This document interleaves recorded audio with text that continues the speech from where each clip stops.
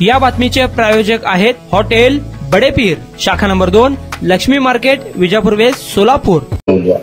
पैसे भरून तक्रारी नोंदवायच्या असतात। आता आमचे राम शिंदे भाजपचे त्यांनी पण नोंदवलेली तक्रार, अशा अनेकांनी नोंदवलं, परंतु नंतर ते बघितल्यावर बरेच जण म्हणले की नाही आम्हाला नाही नोंदवायची। असंच एकदा वातावरण मागं पण झालेलं होतं, मला चांगलं आठवतंय 2014ला, पण नंतर ते हळूहळू निवळलं। आता कर्नाटकचं राज्य ताब्यात आलं काँग्रेसच्या, तिथे ईव्हीएम चाललं आणि हरलं की ईव्हीएम खराब, असं कसं आपचं पण टाप आलं, मग तिथे ईव्हीएम चांगलं, असं म्हणजे मला तर काही तुम्ही इतके वडीलधारी आहात की मी त्याच्याबद्दल जास्त आपल्याला सांगू शकत नाही, तुम्हाला अधिकार पण नाही, पण आमची हात जोडून विनंती आहे, शेवटी आता जरी आलो नसलो तर काळजी घेऊ, सरकारचा प्रतिनिधी म्हणून विनंती करतो आणि उद्याच्या शपथ झाल्यावर पुन्हा सरकारचा प्रतिनिधी म्हणून पण सांगेल, परंतु आता तरी आम्हाला राज्यपालांनी काळजी वाहू सरकार नवीन येईपर्यंत पाहायला सांगितलेलं आहे। मी एक नागरिक म्हणून पण आलेलो आहे, एक कार्यकर्ता म्हणून पण आलेलो आहे आणि काळजी वाहू सरकारचा प्रतिनिधी म्हणून पण आलेलो आहे आणि माझे वडीलधारी म्हणून एक लेखाच्या नात्याने पण तुमच्याकडे मी आलेलो आहे। धन्यवाद।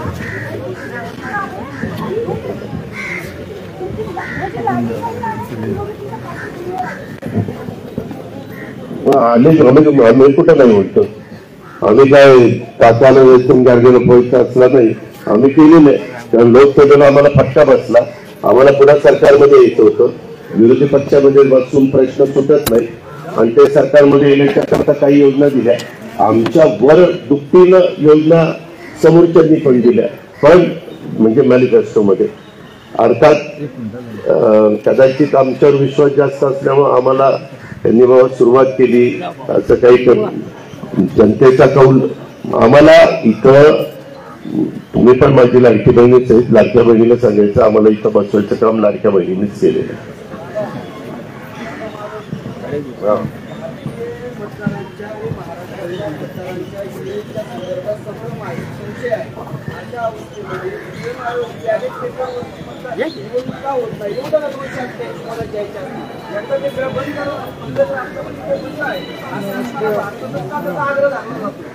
डॉक्टर साहेब, आपण एकत्र किती वर्ष पिंपरी चिंचवड मध्ये काम करतोय, या संदर्भामध्ये खूप वेगवेगळी चर्चा झाली, आपण शेवटी संविधानाला मानतो, आपण सुप्रीम कोर्टाच्या निर्णयाला मानतो, आता सुप्रीम कोर्टाने निकाल दिलेला आहे, आता निकाल सुप्रीम कोर्टाने निकाल दिल्यावर आम्ही तरी काय करणार आहे, आमचं काय कशाचं, उलट बॅलेट पेपरवर तर फार गंमत यायची, बॅलेट पेपरला गठ्ठे असायचे आणि त्या गठ्ठ्यामध्ये वरचा कुठला चिन्ह असायचं, हा एक गठ्ठा, तिथं जरा गडबड केली ते गठ्ठ्यातलं वरचं काढलं, दुसरं चिकटवलं की तो गठ्ठा तिकडे जायचा।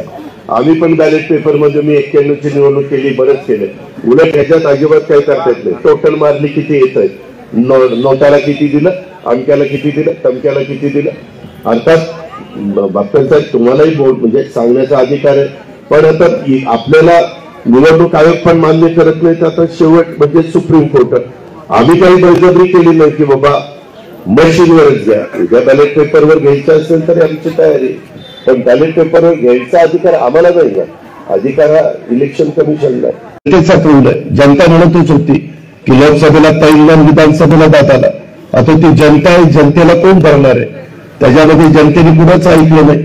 माझं स्वतःचं उदाहरण मी सांगतो की जी बाबा मला मायनस गेली होती ती सगळी प्लस गेली आणि त्यांनी सांगितलं यावेळेस आम्हाला तुम्हाला द्यायचं, आम्हाला विधानसभेमध्ये तुम्ही गेला पाहिजे। आता जनतेचा 5 महिन्यात कौल बदलला, त्याला आम्ही काय करणार। दुसरी गोष्ट मला आठवतंय, उल्हासदादा तुम्ही इथं 1999ला लोकसभेला लोकांनी मतदान केलं वाजपेयी साहेबांना आणि विधानसभेला केलं विलासराव देशमुख म्हणजे आघाडीला. त्यावेळेस विलासराव देशमुख मुख्यमंत्री झाले. विलासरावजी काँग्रेस आणि राष्ट्रवादी एकत्र आलं आणि सरकार स्थापन केलं. आदरणीय बाबा, त्यावेळेस बारामतीमध्ये एक मतदार आतमध्ये जात होता, एकीकडे लोकसभेला पवार साहेबांना मतदान करत होता, विधानसभेला मला मतदान करत होता. तरी पवार साहेबांना बारामती विधानसभा मतदारसंघात 85,000चं लीड मिळालं आणि मला 50,000चं लीड मिळालं. मी असं म्हणलो नाही 35,000 मला का कमी पडली. लोकांचा कौल आहे. काहींना इकडं विधानसभेला जिथला नव्हतं मत द्यायचं, हा जनतेचा कौल आपण मान्यच केला पाहिजे ना. आणि मी आजपर्यंत तुमच्याबरोबर अनेकदा, तुम्ही ज्या क्षेत्रामध्ये काम करता त्या ठिकाणी आपण अनेकदा बसलो, अनेकदा चर्चा केली, मार्ग काढले. कधी मार्ग दुर्दैवाने नाही निघाला, परंतु नेहमी आम्ही तुम्हाला आदराने वागणूक दिलेली आहे, कारण तुम्ही आदरणीयच व्यक्ती आहात. त्याबद्दल आम्हाला रास्त त्याबद्दल अभिमान आहे. आणि ह्या सगळ्या गोष्टी करत असताना काही जण आता पराभूत उमेदवार मलाच ते सांगतात की आमचा पराभव झाला पण आमच्यामुळे झाला. मी मग दाखवा, सिद्ध करू, कुठल्या बूथचं दाखवा.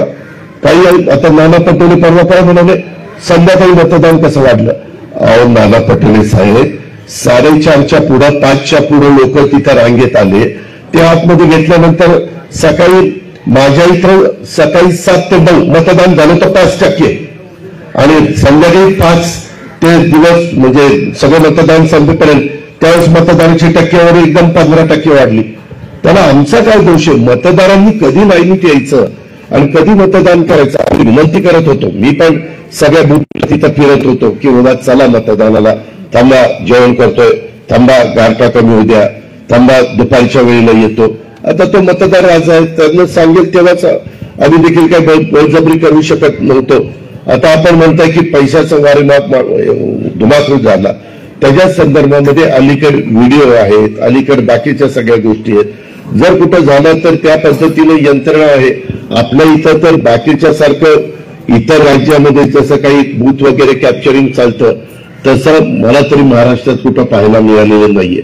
महाराष्ट्राने जनतेने करून दिला. हे झालं असं, तुम्ही प्रलोभन दाखवलं.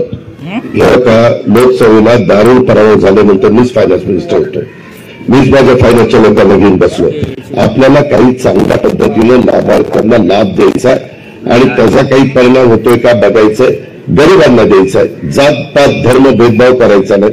आणि मी बसलो, माझं 6.5 लाख कोटीचं बजेट होतं माझं, म्हणजे आपल्या सरकारचं.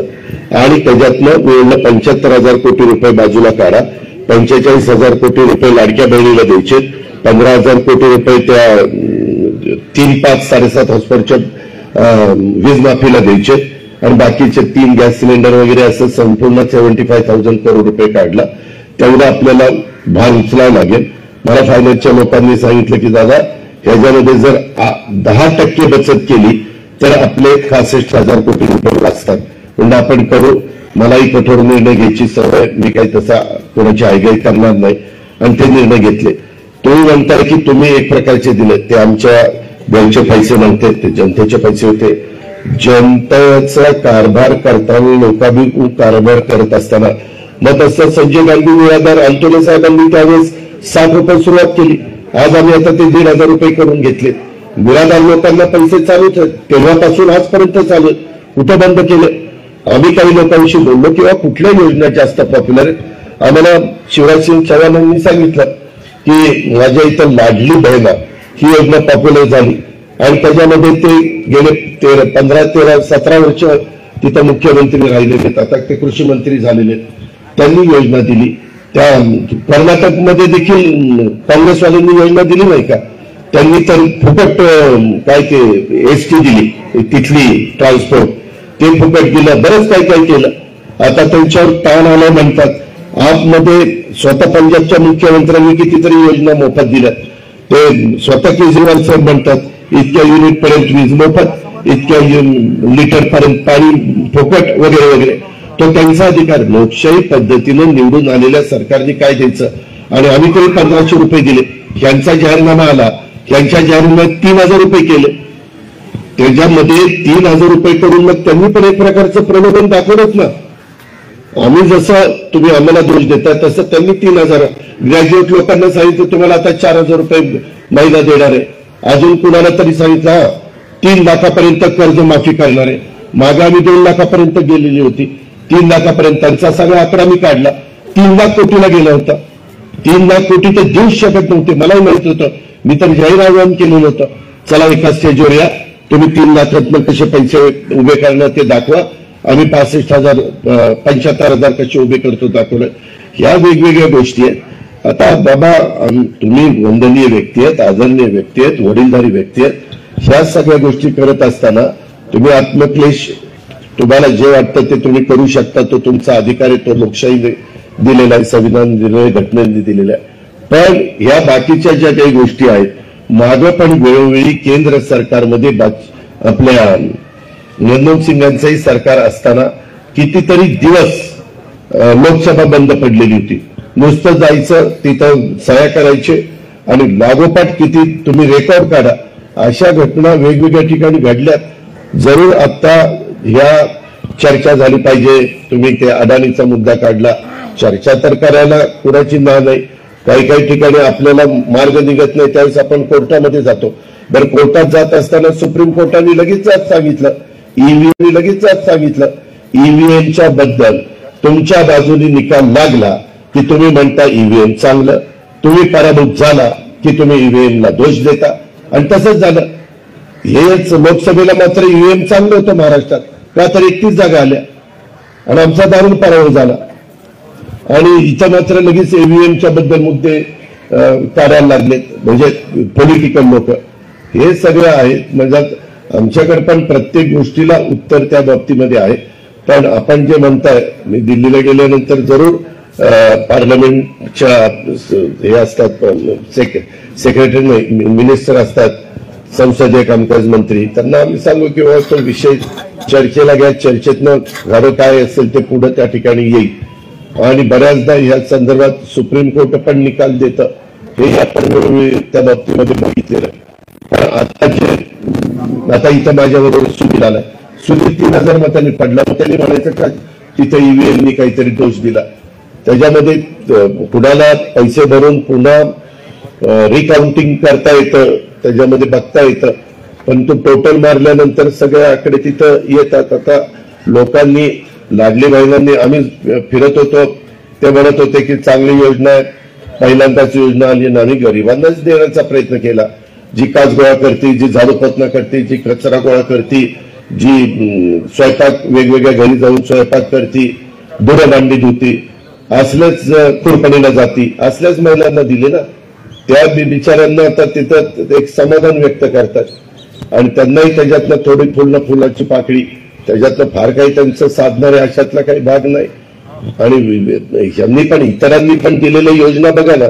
त्यांनी पण वेगवेगळ्या प्रकारच्या लाभ दाखवण्याचाच प्रयत्न केला आणि अशाच पद्धतीनं त्यांचा जाहीरनामा तुम्ही बघा, आम्ही दिलेला जाहीरनामा बघा, अशा बऱ्याचशा गोष्टी त्याच्यामध्ये आहेत. पण आम्हाला वाटतं की या संदर्भामध्ये सुप्रीम कोर्टाने ऑलरेडी सांगितलेले ईव्हीएमच्या संदर्भामध्ये पुढे आता तक्रार करत बसू नये. तरी देखील कुणी सिद्ध करून दाखवलं. मी पण पूर्वी आघाडीमध्ये काम केलं. आम्हाला पण आघाडीमध्ये सांगायचे की दादा असं केलं की असं होतं, तसं केलं की तसं होतं. मी दाखवलं ईव्हीएम मशीन ठेवून दाखव म्हणलं मला करून. कुठं काही दाखवलं नाही, काही नाही. सांगताना सगळे सांगतात ईव्हीएम मध्ये असं होतं, ईव्हीएम मध्ये तसा घोटाळा होतो, असा घोटाळा होतो. पण अजूनपर्यंत ऑन मशीन कोणी सिद्ध करून दाखवलं नाही. इथंच असणाऱ्यांनी पण सिद्ध करून दाखवलं तर आम्ही पण त्यांना त्या निवडणूक आयोगाच्या पर्यंत नेण्याचं किंवा महाराष्ट्राचे निवडणूक आयोगाचे जे प्रमुख आहेत राज्याचे त्यांच्यापर्यंत नेऊन बघा हे तपासा. कारण वेळोवेळी ते संपूर्ण मागे पण एकदा 2014ला थम्पिंग मेजॉरिटी मोदी साहेबांना मिळाली तेव्हाही आम्हाला सांगितलं घोटाळा झाला, ईव्हीएम मध्ये घोटाळा झाला. कुठलंही बटन दाबलं की कमळाला जाते, कुठलंही बटन दाबलं की कमळाला जाते. परंतु तिथं लोकांनी कौलच दिलं नव्हतं मोदी साहेबांना आणि त्याच्यानंतर 19ला ते पुन्हा दिला कौल आणि 24ला इथं तर त्यांना इथंही कमी मतं मिळाली, युपी मध्ये पण कमी मतं मिळाली.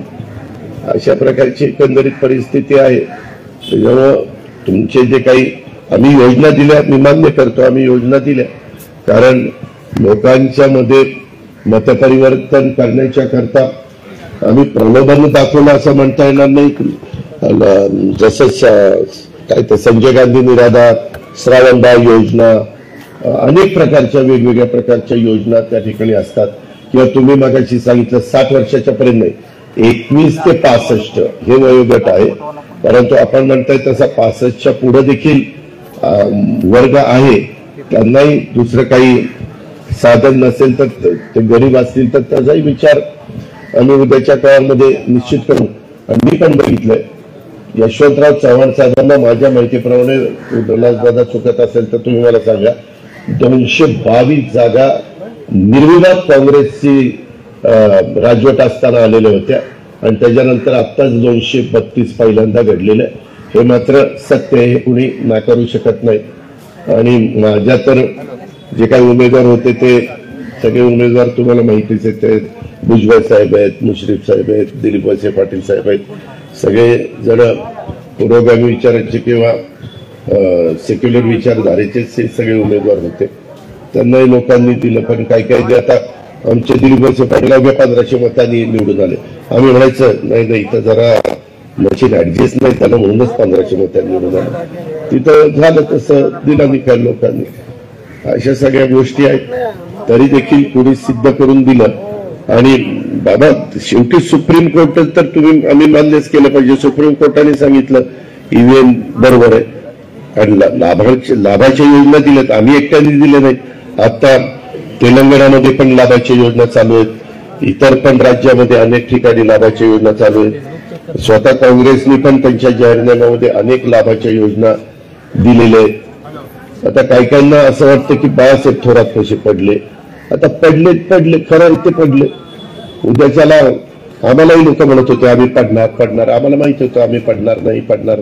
पण आम्ही ईव्हीएम नव्हतं ऍडजस्ट केलं. आम्हाला मतदार माझ्याबरोबर होता आणि त्यांनी मला सांगितलेलं होतं की दादा इथं आम्ही कोणाचं वरिष्ठांचं ऐकणार नाही, कोणाचं ऐकणार नाही, तुम्हाला त्या ठिकाणी मदत करू. आमची विनंती आहे बाबा, आत्मक्लेश करण्याचा तुम्हाला अधिकार आहे. पण माझी हात जोडून पाया पडून मी विनंती करतो की तुम्ही आता हे थांबवावं. वेगळ्या पद्धतीनं लोकशाही पद्धतीनं तर प्रत्येकाला मी अधिकाऱ्यांची नावं सांगत नाही. अधिकाऱ्यांना उद्धव ठाकरे साहेबांनी, पवार साहेबांनी सगळ्यांनी सांगितलं त्यांच्या उमेदवारांना तुम्ही तक्रारी नोंदवा. पैसे भरून तक्रारी नोंदवायच्या असतात. आता आमचे राम शिंदे भाजपचे त्यांनी पण नोंदवलेली तक्रार. अशा अनेकांनी नोंदवलं. परंतु नंतर ते बघितल्यावर बरेच जण म्हणले की नाही आम्हाला नाही नोंदवायची. असंच एकदा वातावरण मागं पण झालेलं होतं. मला चांगलं आठवतंय 2014ला. पण नंतर ते हळूहळू निवळलं. आता कर्नाटकचं राज्य ताब्यात आलं काँग्रेसच्या. तिथे ईव्हीएम चाललं. एक नाही 2 वेळा 52 वेळा तुमच्याकडे आणि म्हणे ते राहिलं. त्यामुळे तो मुद्दा नाहीये. माझं म्हणणं आहे जो मग आता महाराष्ट्रासाठी आहे, जो मार्ग मी आयुष्यात स्वीकारला हा मी जनतेला सांगितलं. या देशातल्या कोट्यावधी नेत्याने शेवटी रस्त्यावर येऊन हे केलं. पण दगड मारणं, शिवागाळी करणं, गाड्या अडवणं, फोडणं, हे करणं, प्रचंड हिंसाचाराला पाठिंबा देणं. आणि दुसरं राज्याच्या मुख्यमंत्र्यांनी विरोध तेवढ्यानंतर ते प्रकरण घडायच्या अगोदर एका तासाच्या उपमुख्यमंत्री खुलासा करतात, विरोध तेवढ्यानं सोल्युशन देतात. प्रकरण बाहेर यायच्या अगोदरच सगळं काय होतं. हे अतिशय लांछनास्पद वाटतो मला. आणि म्हणून एक अंत्यकरणाची वैताना म्हणून इथं बसलो. प्रश्न असा आहे, मला असं वाटतं आपण सारे मित्र आहोत. मी असं म्हणत इथे शत्रूच आहे. आणि हे शत्रू नाही आहोत. जास्त मी बोलत नाही, कारण आज 3 दिवसात ठरवलं होतं तुमच्या याचा निमंत्रण तुम्ही येत आहे. खूप आनंद वाटला, खूप भारी वाटली. मला असं वाटतं काही नाही, काहीतरी जिंदा दिल आहे. म्हणून आम्ही तर नमस्कार तुला माहिती, मी नमस्कार म्हणत नाही, मी जिंदाबाद म्हणतो. तेव्हा दादा तुम्ही आज आता आलात ना, मी 2दा जिंदाबाद म्हणतो. बघूया आता मग सत्याला समोर जाण्याची चांगली सगळ्यांची आहे. सत्ता हातात टिकवण्यासाठी ते भाग वेगळा आहे. पण आमचं म्हणून तुम्ही आल्याबद्दल मी तुम्हाला धन्यवाद देतो. तर तुम्ही आता बोला. पण मी एवढंच तुम्हाला सांगतो की तुम्ही आला ते बंद ठीक आहे. पण जर मला काही असं जर काही वाटतं दाद मिळाली नाही तर मात्र हे आंदोलन शांततामय मार्गाने जर काही नाही करता पुढे कसं न्याय देता येईल ते न्यायाचा मी प्रयत्न करेन, पण मी असं पुढंच असं वाया जाऊ देणार नाही एवढंच तुम्हाला विनम्रपणे सांगतो. तुम्ही आलात त्याबद्दल तुम्हाला मी धन्यवाद देतो. आपण बोला. आदरणीय बाबा साहेब, इथं उपस्थित असणारे वेगवेगळ्या क्षेत्रामध्ये काम करणारे सामाजिक कार्यकर्ते, राजकीय कार्यकर्ते, राजकीय नेते, वेगवेगळे बाबांचे समर्थक, जमलेले सर्व पत्रकार बंधू भगिनी आणि माझ्या बांधवांनो, गेल्या 2 दिवसापासून बाबा इथं बसलेले आहेत. मी खरं तर दिल्लीला गेलेलो होतो, परंतु काल मी दिल्लीतनं आल्यानंतर मी ठरवलं होतं की आज पुण्याला जाऊन बाबांना भेटायचं. आणि त्या प्रकारे आल्यानंतर आदरणीय बाबांना त्यांनी सांगितलं कोणते 3-4 कारणं करता ते आत्मक्लेश करण्याच्या करता इथं बसलेले. इथं महात्मा ज्योतिराव फुले, सावित्रीबाई फुले यांचा वाडा मी सुरुवातीलाच त्या दोघांनाही अभिवादन करतो. शिवशाहू फुले, आंबेडकर सर्वांनाच मी अभिवादन करतो. एक गोष्ट खरी आहे, संविधान आपल्याला दिलेलं आहे बाबासाहेबांनी, त्याच्याप्रमाणे प्रत्येकाला आपलं आपलं मत मांडण्याचा, आपली आपली भूमिका मांडण्याचा अधिकार आहे. त्या पद्धतीनं बाबांनी मांडला. बाबा खरं तर काही गोष्टी निवडणूक आयोगाशी संबंधित आहेत, काही त्यांना स्वायत्तता दिलेली आहे, काही गोष्टी सुप्रीम कोर्टाशी संबंधित आहेत. त्यांनाही आपला म्हणजे त्यांचा तो अधिकार आहे, तो बऱ्याचदा त्यांनी त्याच्या पद्धतीनं स्वतःला जे योग्य वाटतं बेंचच्या पुढं वगैरे असे निकाल दिलेले. आता तुम्ही मला म्हणाला की मी स्वतः मतदानाला गेलो. खरं तर आपल्यासारख्या वयस्कर लोकांना मतदानाच्या ठिकाणी जाऊन त्रास रांगेत उभं राहायला लागू नये म्हणून यावेळेस निवडणूक आयोगाने 85 वर्षाच्या वरच्या व्यक्तींना घरी येऊन मशीन नेऊन, आता माझी आई 87 वर्षाची, तिला घरी विचारलं तुम्ही कुठल्या दिवशी आहात आणि तिथं ते आले आणि तिचं मत त्या ठिकाणी करून घेतलं. तसं आपलंही मत त्यांनी घरी येऊन घेतलं असतं, परंतु तुमच्यासारख्यांना घरी येऊन मतदान करणं कदाचित योग्य वाटलं नसेल आणि म्हणून ही जी काही निवडणुकीची पद्धत आहे त्या प्रकारे आपण स्वतः तिथं गेला आणि त्याचं एक उदाहरण दिलं. मी देखील एक उमेदवार होतो. मी पण अलीकडं आपला 21 डिसेंबर सगळ्यात लहान दिवस असतो आणि त्याच्यावर मी निवडणूक अधिकाऱ्यांना पण म्हणलो होतो की बाबांनो तुम्ही सकाळी 7ला सुरू करताय, पण 7ला गारठा असतो. आता तर महाबळेश्वरपेक्षा पुण्याचा गारठा जास्त होता काल. अशा प्रकारची परिस्थिती. आणि रात्री संध्याकाळी 5:30लाच मावळतं आणि संध्याकाळी 6च्या आत जेवढे लोक येतील त्यांना रांगेत उभं करून 8 वाजू 7 वाजू 9 वाजू त्यांना सगळ्यांना मतदान करून घ्यायचं असतं. आणि त्याच्यावर लाईट तिथं जास्त पाहिजे, कारण अंधूक जर दिसलं तर तिथं दिसत नाही. आणि तशा पद्धतीनं आम्ही जिथं कुठं आवाहन केलेलं होतं तिथं त्यांनी लाईटची व्यवस्था त्या बाबतीमध्ये केली. आता ज्या वेळेस निवडणूक होतात, मागच्या लोकसभेच्या निवडणुकीच्या निमित्तानं महाविकास आघाडीच्या 31 जागा आल्या, आमच्या 17 जागा आल्या. आम्ही मान्य केलं तो निवडणुकीत जनतेचा कौल आहे. त्याच्यामध्ये ईव्हीएमच्या बद्दल कोणी बोललं नाही, आम्ही पण बोललो नाही. आता माझं बारामतीतलं सुधारण तुम्हाला देतो. बारामतीमध्ये मागच्या वेळेस मी जो उमेदवार उभा केलेला होता ते 48,000 मतांनी पराभूत झाला आणि नंतर लगेचच 5 महिन्यांनी निवडणुका आल्या. त्या निवडणुकीमध्ये मीच त्या 48,000ची भर भरून काढून 1 लाख काहीतरी वर काही हजारांनी मी निघून आलो. जनतेचा कौल आहे. जनता म्हणतच होती की लोकसभेला 3 आणि विधानसभेला दादाला. आता ती जनता आहे, जनतेला कोण करणार आहे? त्याच्यामध्ये जनतेने कुणाच ऐकलं नाही. माझं स्वतःचं उदाहरण मी सांगतो की जी गावं मला मायनस गेली होती ती सगळी प्लस गेली आणि त्यांनी सांगितलं यावेळेस आम्हाला तुम्हाला द्यायचं, आम्हाला विधानसभेमध्ये तुम्ही गेला पाहिजे. आता जनतेचा 5 महिन्यात कौल बदलला, त्याला आम्ही काय करणार? दुसरी गोष्ट मला आठवतंय, उल्हासदादा तुम्ही इथं 1999ला लोकसभेला लोकांनी मतदान केलं वाजपेयी साहेबांना आणि विधानसभेला केलं विलासराव म्हणजे आघाडीला. त्यावेळेस विलासराव देशमुख मुख्यमंत्री झाले. विलासरावजी काँग्रेस आणि राष्ट्रवादी एकत्र आलं आणि सरकार स्थापन केलं. आदरणीय बाबा त्यावेळेस बारामतीमध्ये एक मतदार आतमध्ये जात होता, एकीकडे लोकसभेला पवार साहेबांना मतदान करत होता, विधानसभेला मला मतदान करत होता. तरी पवार साहेबांना बारामती विधानसभा मतदारसंघात 85,000चं लीड मिळालं आणि मला 50,000चं लीड मिळालं. मी असं म्हणलो नाही. सागर डोकं डोकं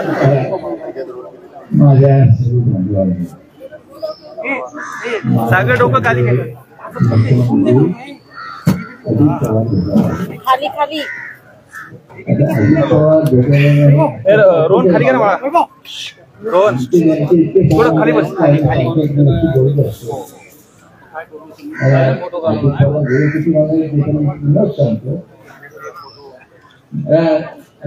आपकी मेरी होते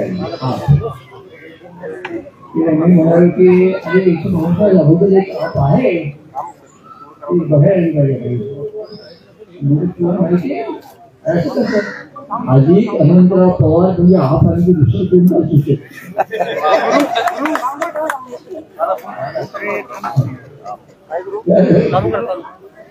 काही करते असं माझा प्रश्न असा असतो कोणत्याही प्रसंगामध्ये आज भगवत चर्चा होण्याचे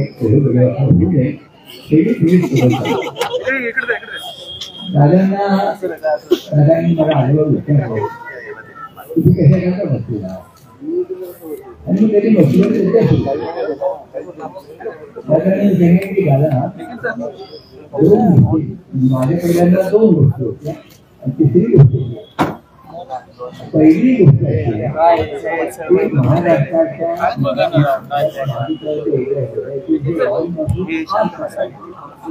सगळ्या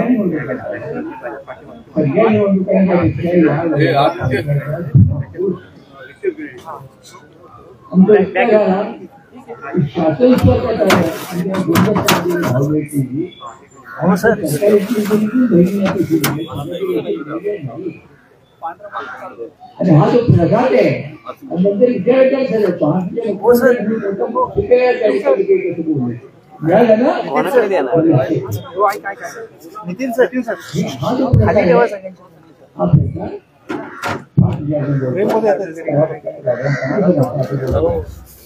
दोन नंबरचा हे होता की दादा लोकसभेच्या निवडणुकीत झालेले मतदान आणि विधानसभेच्या निवडणुकीत झालेले मतदान याच्यामध्ये एकदम बदल झाला. एकदम बदल झाला. हा बदल का झाला याचा शुल्क घेतलाच पाहिजे. पण एक कारण लक्षात आलं अमेरिकेच्या न्यायालयाने अदानींना अटक करण्याची वॉरंट काढली. वॉरंट काढण्याचा दिवस दिवस आणि लगेच पंतप्रधान जाहीर केलं आमचा पाठिंबा.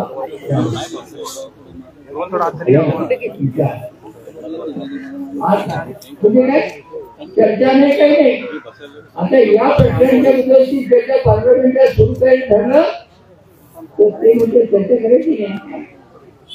आता ही पुस्तक झाली मी पाठिंबा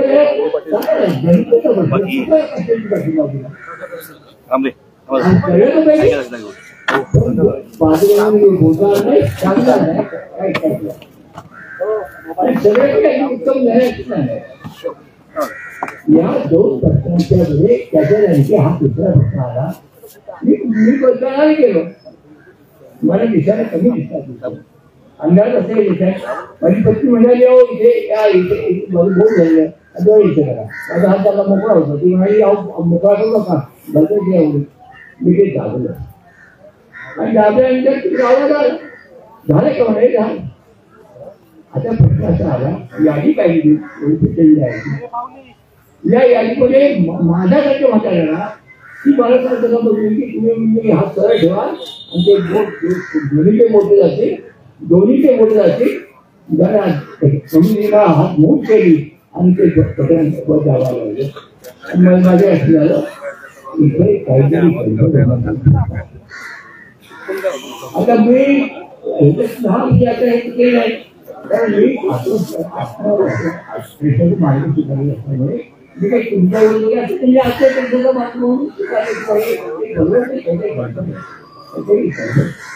आणि विरोधकांनी सांगितलं माझ्यावर जबाबदारी आहे की ही सिद्ध करणं.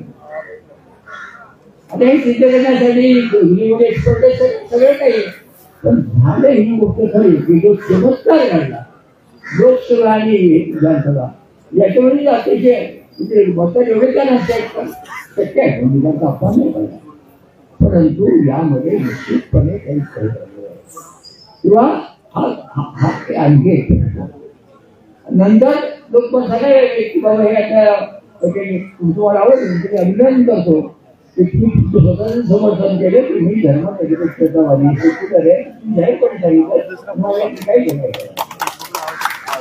जी गोष्ट घडली ती सांगितली पाहिजे ठोक सांगितलं तुला किती आवड न आवडलं किंवा अशा ह्या काळामध्ये असे जे प्रश्न आणखी लोकांचे प्रश्न पुढे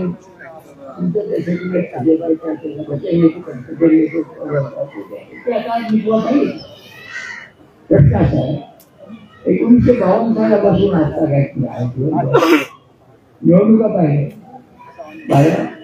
दुःख वाटतं भारताला या वेळेला ज्या पद्धतीचं सरकारी दप्तर दिसलं ते काय तुम्ही सरकारमध्ये आहात त्यामुळे माझं काही म्हणणं नाही तुम्हाला वेगळं आहे म्हणून पण तुम्ही एक गोष्ट केली मी आत्मक्लेशाला मार्ग केला आणि तुमच्या सरकारने काय सांगितलं मी आत्मक्लेशाला मार्ग केला मराठी घेताना आणि वेगळ्या इतकी जाणवते की काय केलं गाडी कुठे चालले सगळे गोष्टी बाजूला जाऊन काहीतरी खुरकडे वाटत राहणार लोकांना हे बनवून मी भावनिक केली का ठीक आहे आणि तो स्वतःच्या पैशाने करणार तू सरकारच्या पैशाने काय करणार आणि जे तुम्ही ज्या पैसे देत नाही तुमच्याही होते गेलेलं आहे की आमच्या गरीब कष्टकऱ्यांना बाळांना पेन्शन चालू करा आज तुम्ही दिले पैसे 60 वर्षाचे पुढे म्हातारे गेलेले नाही तुमच्याही होते गेलेलं आहे की आमच्या गरीब कष्टकऱ्यांना बाळांना पेन्शन चालू करा आज तुम्ही दिले पैसे 60 वर्षाचे पुढे म्हातारे गेलेले नाही त्या अशी मागणी पण करणार नाही मी मागणी केले पेन्शनला प्रत्येकाने काढायचं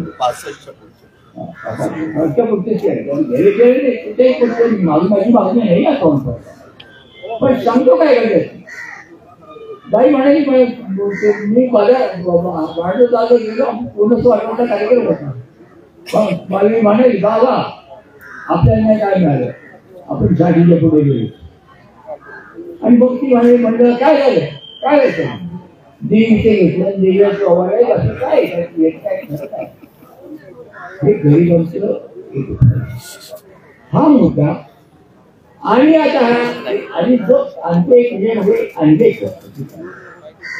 ते अदानींना वॉरंट दिलं पकडलं आणि ते पकडलं निघाल्याबरोबर देशाच्या निवडणुकांचं ते काय तुम्ही बघा आणि अदानी खटपट केलेली एवढी केलेली आहे आणि आम्हाला दिसतं की हा मुद्दा हा फॅक्टर सोल्युशन चालणार नाही परंतु हस्तक्षेप होणं आणि ते जास्त निवडणुका जिंकण्यासाठी काही भारतीय नाव घेऊन करत असतील तर त्याचा सुद्धा शोध माझं म्हणणं नाही या पॅटर्नचा शेत घेतला गेला पाहिजे सगळे पवार ते सांगितलं ते काही बोलले नाही त्याच्यावर पण मी तुम्हाला मुद्दाम सांगतो आताही मुद्दाम सांगतो की हे जे सगळं झालं याचे असे बरेच प्रश्न आहेत सगळ्या प्रश्नांची मी हे लागणार नाही पण माझं म्हणणं एवढंच आहे माझं काहीच म्हणणं आहे ते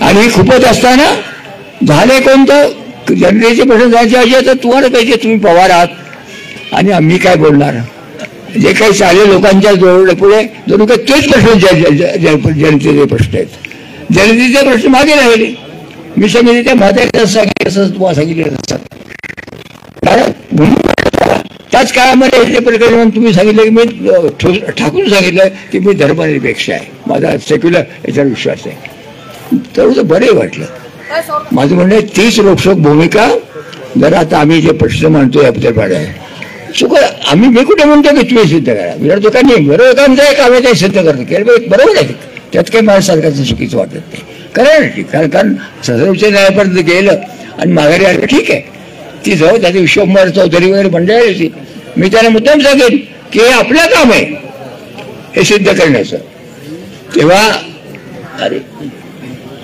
ते सिद्ध करायचं काम आपलं आहे. ती जबाबदारी मी घेतली पाहिजे. माझं म्हणणं आहे की असं आता हे 2-3 महत्वाचे प्रश्न घेऊन मी हा याचा अखेरचा मार्ग स्वीकारून बसतोय आहे. आता इथेच का बसतो तर भारतीय घटनेचं सत्यमेव जयते वेदवाक्य आहे.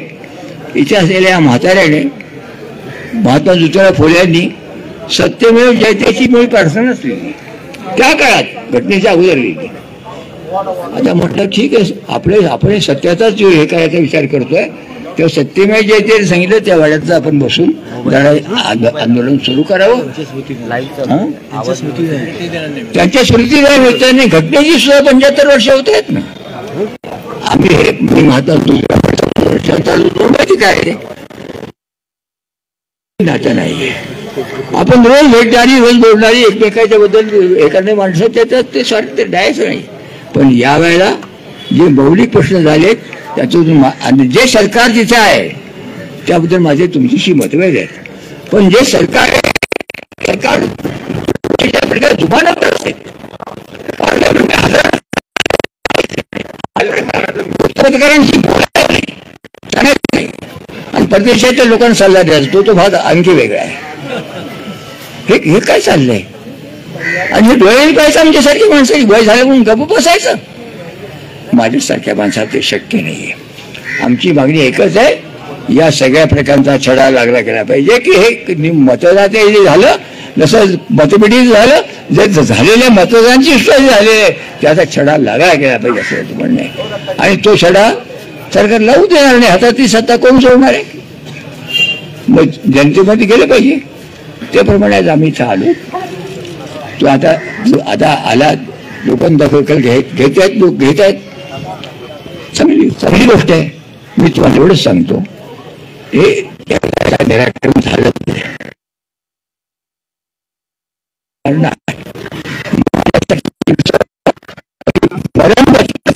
हा बाप सहन करणार नाही का. याने नाही ते मिळालं स्वातंत्र्य. हे हक्क त्यांनी नाही मिळाले. बाबासाहेबांनी आम्हाला भूकंप दिलेले नाही. त्यासाठी लढावं लागलं होतं हे लक्षात ठेवलं पाहिजे. गांधींनी इंग्रजांना सांगितलं चले याव करेंगे या मरेंगे. पण इंग्रज असं नाही म्हणाला चले याव सांगणार तुम्ही कोण. डायरेक्ट त्यांनी रीतीप्रमाणे अटक केली. असं नाही केलं. आता आणि थट्टा करणं होतं ते हे काय झाले ते तिकडे असं इकडे काय असं केलं. हा काय प्रकारे चर्चेत असला तर गांधींनी करेंगे मरेंगे सांगितल्यानंतर चर्चेला ठेवलं. आगा खान बॅट्समॅन ठेवलं. बाब तो नाहीये. तेव्हा माझं म्हणणं आहे विरोधकांची सुद्धा संभावना जी केली जाते. विरोधकांचे संपर्क करायचा संवाद नाही. एक पक्ष एक नेता एकच आवाज याच्याबद्दल आमचा मूलभूत मतभेद आहे. तो जाऊ देत. आज प्रश्न झालाय मग अशी मी सांगितले जे प्रश्न आहेत 2-3 या प्रश्नांच्या मुळे बसावं लागलं. माझं म्हणण्याचं योग्य निराकरण व्हावं असं मला वाटतं. नाही झालं तर महात्मा गांधींनी सांगितलेल्या मार्गानेच आम्ही शांतता आहे. मी दगड त्यांना माहिती आहे मी कधीही कुणाला नाही दगड उचललेला नाही. सत्याग्रह सविनय कायदेभंग ज्याला एक नाही 2 वेळा 52 वेळा चमकारी केली. आणि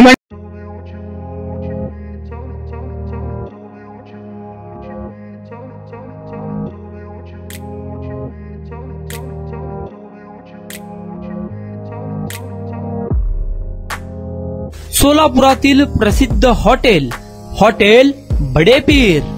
सोलापुरात हॉटेल बडेपीर शाखेच्या यशस्वी वाटचालीनंतर आता आमची दुसरी शाखा लक्ष्मी मार्केट विजापूर वेस येथे सुरू झाली आहे. Mutton biryani, chicken biryani, mutton व चिकनचे विविध आयटम्स उपलब्ध. खवय्यांसाठी खास स्पेशल चिकन तंदुरी फक्त 400 रुपये. मटन बिर्याणी फॅमिली पॅक 200 रुपये. चिकन बिर्याणी फॅमिली पॅक 210 रुपये. याशिवाय स्पेशल मटन चाप, इराणी गुलस्तानी, मटन खुर्चन यासोबत विविध डिश उपलब्ध. खास जुम्मा स्पेशल खिचडा, कद्दू खीर, दालचा खाना मिळेल. फॅमिलीसाठी स्वतंत्र जेवणाची व्यवस्था, ग्राहकांसाठी पार्सलची खास सोय.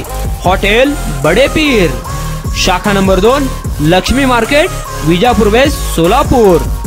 प्रोप्रायटर मोहम्मद इसाक.